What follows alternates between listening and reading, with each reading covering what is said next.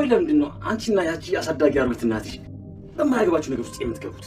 በተለይ ደግሞ ያቺ አሮጊት በጣም አስቸግራኛለች። ለምንድን ነው ግን መጥፎ ሰው እንደሆነ የምታደርጉኝ? ጠዋት ምንድን ነበር ያልሽው? ይቅርታ አጥፍቻለሁ። እንደሱ ማለት አልነበረብኝም። ለሰላም ምንም አልነግራትም። ሲጀመር እናቴን እንዳትነኳት ላስፈራራችሁ ብዬ ነው። ለሰላም እውነቱን ነግራት ልቧ እንዲሰበር የማድረግ ድፍረቱ የለኝም። ኧረ እውነት ልታስፈራር እንጂ ልትነግራት አልነበረም ማለት ነው? እንደዛ ከሆነማ እኛም እናስፈራራታ። ሳሚ እዛች እናቷ እባካችሁ እኔ እንደፈለጋችሁ አድርጉኝ። እናቴ ግን ምንም አታውቅም። በእኔ ጥፋት ነው እንደዚህ የሆነች ያለችው። እባካችሁ እናቴን ተዋት። እባካችሁ ልለምናችሁ። ለማንም ሰው አልናገርም። ለራሴ ራሱ ደግሜ ያላስበው። እኔን ለማሳደግ ብዙ ዋጋ ከፍላለች፣ ብዙ ተሰቃይታለች። እባካችሁ በእኔ ምክንያት መከራ እንድትቀበል አልፈልግም። ከእህቴ ጋር አጣል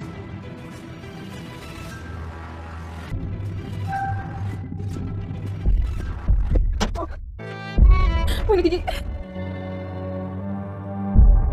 ቃል ምንድን ነው ያደረግሽው? ወይ ነው ሰላም ገደልኳት እኮ። ይቅር በለኝ ፈጣሪ። ምን አይነት ሀሳብ ነው ያሰብኩት? እባክህን መቼም እንደዚህ እንዲሆን እንዳታደርግ። መልሽልኝ እንጂ እየጠባቅሽ እኮ ነው።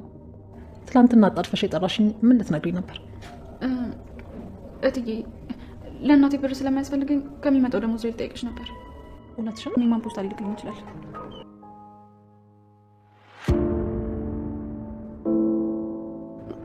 ተብለን የግል ሚስጥርሽ ሊሆን ይችላል። ከአንተ የምደብቀው ምንም ሚስጥር የለኝም።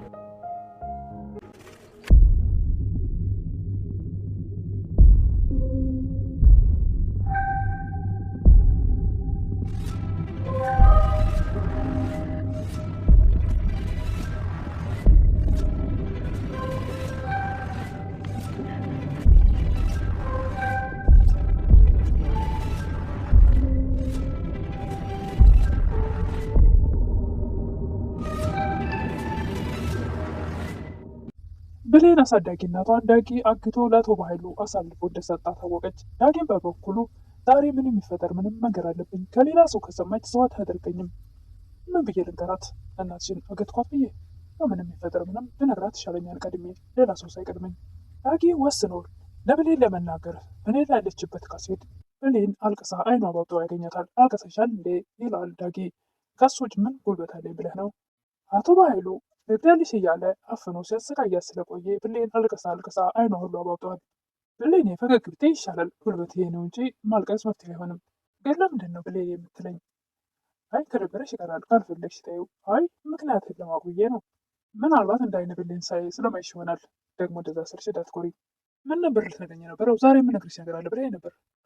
ዳጊም ከሌላ ሰው ከምትሰማው ራሴ በነግራት ይሻላል ብሎ እየፈራ እየተንቀጠቀጠ ሊነግራት ሲፈልግ በር ይንኳኳል። ፖስታ ይሰጣታል ለብሌን።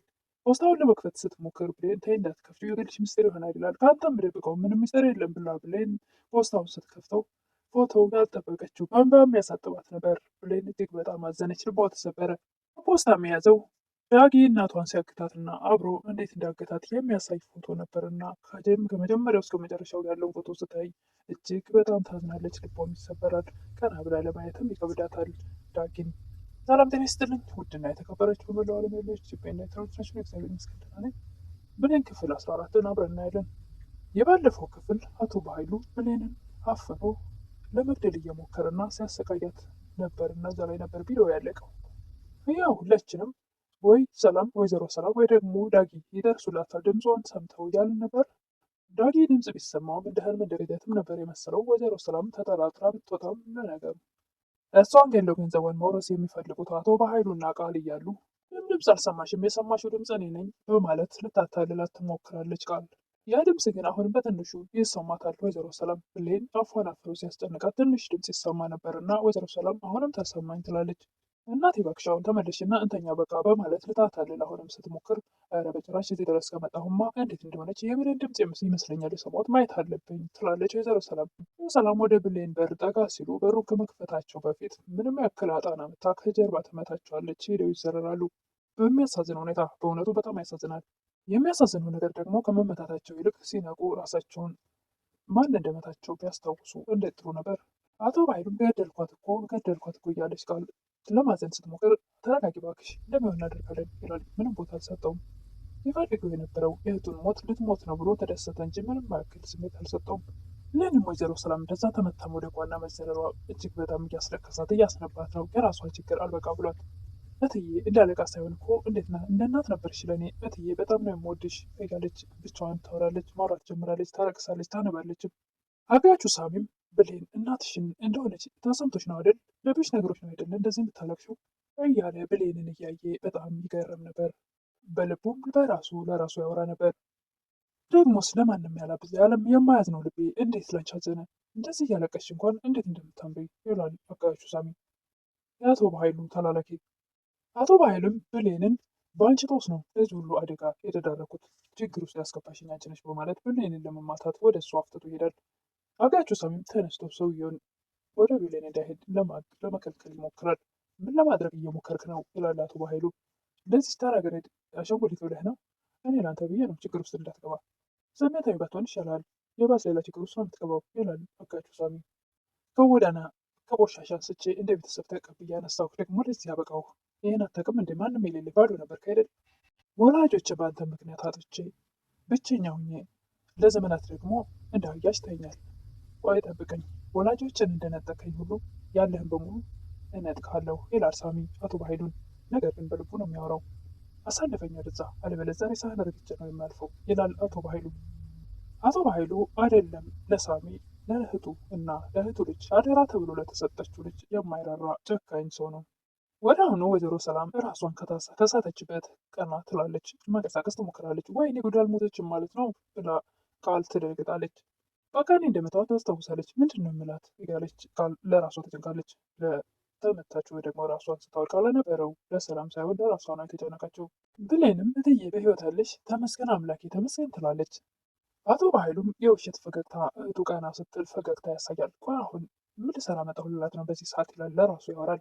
ወይዘሮ ሰላምም ብሌን አጠገባቸው ስለነበረች ብሌን ቅድም ስትጮህ ያንቺን ድምፅ ነው የሰማሁት ልበል ይላሉ። ብሌንም ቀና ብላ አቶ በኃይሉን ታያለች። እሱም ያፈጥባታል። አይ እኔ አይደለሁም ተንቼ ነበር ትላለች ብሌን። ታዲያ ማን የጮኸው? አንድ ጊዜም አይደል ደግሞ ሁለት ጊዜ ነው ይላሉ ወይዘሮ ሰላም። ሞኝ ነው ግን ደግሞ እንዴት እዚህ መጣሁ? የብሌን ክፍል በር ላይ አልነበርኩ እንዴት ይላሉ ወይዘሮ ሰላም። አስመሳይ ቃልም ብሌን መተኛቷን አረጋግተሽ ስትመለሽ በር ላይ ድንገት ተንሸራተሽ ወደቅሽ። እናም ወደዚህ ደጋግፈን መጣንሽ። እናቴ በጣም ነበር የደነገጥኩት። የምትፈርፊልኝ አልመሰለኝም ነበር፣ ተተሽኛ ሄድሽ መስሎኝ ነበር እያለች አስመሳይ ቃል ወይዘሮ ሰላም ላይ ትጠመጠማለች። የኔ ልጅ መቼም አንቺ ትፈሻቻሌ ትላለች ወይዘሮ ሰላም። አቶ በኃይሉንም ወይዘሮ ሰላም ደግሞ አንተ በዚህ ሰዓት ምን ልትሰራ መጣህ ይላሉ። ወዲያውኑም ቃል ኪዳን እኔ ነኝ እናቴ ተዝለፍልፋ አድርጋለች ብየው ፈጥኖ መጣ። እንዴት ፈጥኖ እንደመጣ ብታይ ትላለች አስመሳይ። ሁለቱም የተዋወቃሉና ወይዘሮ ሰላምም እውነት መስሏቸው ወንድሜ አንተ ለእኔ ሁልጊዜ እንደተጨነቅ ብላ ሁለቱንም እኔ እናንተ ለእኔ አለሜ ናችሁ በማለት ሁለቱንም ታቅፋቸዋለች። ብሌንም በዚህ ሰዓት በጣም ምን አይነት ጨካኞች ናቸው ትላለች።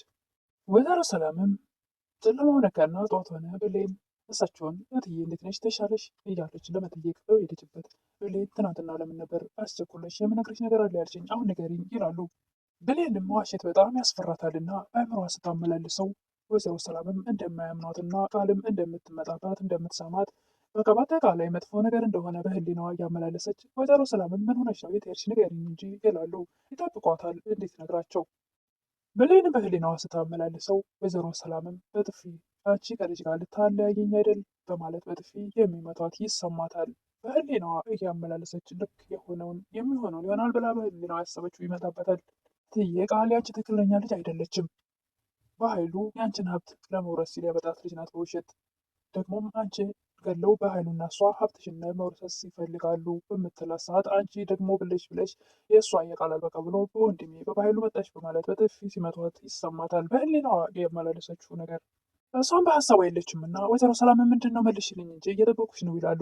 ይህንም አምላኬ ወይ እንዲህ አይነት ነገር በውስጥ ያታሳስበኝ በቃ ከላይ ላይ አንሳለኝ ትላለች። ወዲያውኑም ኧረ እባክሽ ትናንትና ምንድነው አጣርፈሽ የጠራች እንዴት ነግሬ ነበር አሁን ተናገሪ እየጠበቁሽ ነው ይላሉ ደጋግመው።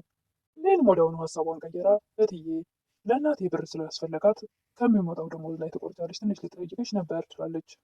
ብሌንም ምንም ነገር እንዳደበቅኝ እንዳትዋሽኝ ቃል ግቢ በምትወጃት በእናትሽ ብላት ነበርና በእናቴ ቃል ገብቼ እንዳይተዋሻለሁ ትላለች። እውነትሽን ነው ስትላት እሺ አምንሻለሁ ስንት ብር ነው የፈለግሽው ይላሉ ወይዘሮ ሰላም። አይ እትዬ ብር እኮ አግኝቻለሁ በቃ ትላለች ቃል። ብሌን ማለቴ ነው ይቅርታ በዚህን ሰዓት ቃል በር ላይ ተለጥፋ ታዳምጥ ነበር። ጎበዝ በአሁኑ ተመረሻል ትላለች። ወይዘሮ ሰላምም አትፍራ፣ ይዞሽ ስጦታ አይደለም ከደሞዝ እኮ ነው የሚቆረጠው፣ ችግር የለም እሰጥሻለሁ ይላሉ። ቢሆንም ትላለች ብሌንዬ እኔና አንቺ እንዳሰሪና እንደ ሰራተኛ ሳይሆን እንደ እናትና እንደ ልጅ ነን፣ ንገሪኝ ዝም ብለሽ። እሱማ ልክ ነሽ፣ እኔም እንደ እናት ነው የማይሽ፣ እናቴ ብትሆኚ ደስ ይለኛል። ብሌንም እባክሽ እትዬ ኃጢአቴን አታብዢው፣ በዋሽው ሻቱ ደግሞ ገንዘብሽን ልቀበልሽ ትላለች በልቧ። እሺ በቃ እትዬ 200 ብላ ወይዘሮ ሰላም ትደነግጣለች። አይ ማለቴ 2000 ብር ነው። መንበር ላይ ተለጥፋ አይ ብሌን ስትዋሽ የመጀመሪያ ጊዜሽ ነው መሰለኝ፣ የማይሆን ነገር ቀባጠርሽ እኮ ትላለች። ትስቃለች። ለራሷ ሚስጥሯ ስላልወጣበት ደስ ብሏታል። ወይዘሮ ሰላምም ይሄ ስጦታ ነው እሺ፣ ከደሞዝ የሚቀንስ ነገር የለም፣ አንቺ ደግሞ ከቤተሰቧ አንድ አካል ነሽ። ብሌንም መዋሸቷ እጅግ በጣም አበሳጭቷትና ልቧን ነክቶታል። ወደ ኪችን ሄዳ እንዴት ለሌላ ሰው ስትይ ለእናትሽን የእውነት ትዋሻለች? ብሌን አትራቢም እያለች ራሷን ትወቅሳለች። ይቅር በለኝ አምላኬ ሆይ፣ እውነቱን ብናገር እናቴን ይገሉብኛል ብዬ ነው። በዛ ላይ ደግሞ ሰላም ብነግራትም አታምነኝም። በኃይሉና ቃል በተንኮላቸው አሳምነዋታል። ዳጊም ዛሬ ምን የሚፈጠር ምን እነግራታለሁ? ከሌላ ሰው ከሰማችው ጭራሽ ሰው አታርገኝም። ግን ምን ብዬ ነው የምነግራት? ብሌን እናትሽን ያገጥኳት እያለ ራሱን እያወጣ እያወረደ ያስብ ነበር። ቃልም ሌን ወዳለችበት ኪችን ሄዳ አንቺ ምንድን ነው ውሸት የመጀመሪያ ጊዜ ነው እንደዚህ የምታካብቻለች የምትነፋረገው? ትላለች። እባክሽ ተይኝ ቃል ትላለች ብሌን። ምን አይነት ስሜት እንደሚሰማኝ አይገባሽም። ደግሞ ሰላም ይሄ የሚገባት ሰው አይደለችም። እኔ ዋሽቻት እንኳ ስለ እኔ ትጨነቃለች። ለእናቴ ብር ሰጠችኝ። ይሄ ገንዘብ ደግሞ ህሊና አይነ የሸጥኩበት የእርክሰት ብር ብላ ብሩን ወደ መሬት ትወረውረዋለች ብሌን። ቃልም የእርክሰት ብር አልሽው? በቃ አንቺ ጻደቋ፣ ካልጠቀመሽ እኛ ህፃኖቹን እንውሰደው ብላ ብሩን ደጋግማ ይዛው ትሄዳለች። ቃል በቃ ተይኝ፣ ከኔ ምንድን ነው የምትፈልጊው? ያለኝም በሙሉ ወሰዳችሁ፣ ውሸትና ቃላባይም አረጋችሁኝ በማለት ብሌን ቃል ላይ በጣም ትቆጣታለች። ወዲያውኑም ብሯን ይዛ ትወጣለች። ዳጊም ወስኖ ሊነግራት ለብሌን ወደ ውጭ ይወጣል። ይገናኛሉ። ብሌን አልቅሰሻል እንዴ ይላል። ከሱ ውጭ ምን ጉልበት አለኝ ብለህ ነው ትላለች። ታዲያ ለሁሉም ነገር ማልቀስ መፍትሄ ይሆናል ብለሽ ነው? ባይሆንስ ምን መርጫ አለኝ ብለህ ነው ትላለች ብሌን። መሳቅና ፈገግታ ያስፈልጋል። ግን ለምንድን ነው ብሌኔ የምትለኝ ትላለች ብሌን። ለምንድን ነው ይደብርሻል እንዴ? ካልፈለግሽ ይቀራል። ምናልባት እንዳይነ ብሌን ስለማይሽ ይሆናል። ደግሞ እንደዛ ስልሽ እንዳትቆይ። ይልቅ ምን ነበር ልትነግረኝ የነበረው ንገረኝ ትላለች ብሌን። ዳጊም ምን መሰለች ከዚህ በላይ ልደብቅሽ አልፈለግኩም እያለ ለመናገር በጣም እየፈራ እያለ በር ይንኳኳል። ብሌንም በር ተንኳኩቶ ፖስታ ይሰጣታል። ፖስታውን ይዛ መታ ልትከፍት ስትይ ታይ ብሌን አትክፈችው፣ ምናልባት የግል ሚስጥርሽ ይሆናል ይላል። እኔ ከአንተ የምደብቀው ሚስጥር የለኝም በማለት ፖስታውን ትከፍታለች። ፖስታውን ስከፍትም ያየችው ነገር በጣም እጅግ ልቧን ሰብሮታል። አሳዳጊ እናቷን ዳጊ ሲያግታት የሚያሳይ ፎቶ ነበር። እያንዳንዱን ከመጀመሪያ እስከ መጨረሻው እንዴት እንዳገታት ሁሉ ፎቶ አንስተው ነበር የሰጧት የላኩላት። እጅግ በጣም በእንባ ታጥባለች። በጣም ልቧ ተሰብሯል። በእንባም ታጥባለች። ለማየትም እሱን ቀና ብላ ግራ ተጋብታለች። እውነት ነው ወይስ በማለት የምትል ይመስላል። ምንም እንኳ ባትናገር እጅግ በጣም ግን ውስጧ እንዳዘነና ልቧ እንደተሰበረ የሚታይ ፊቷ ላይ የሚፈሰው እንባ ይናገር ነበረ።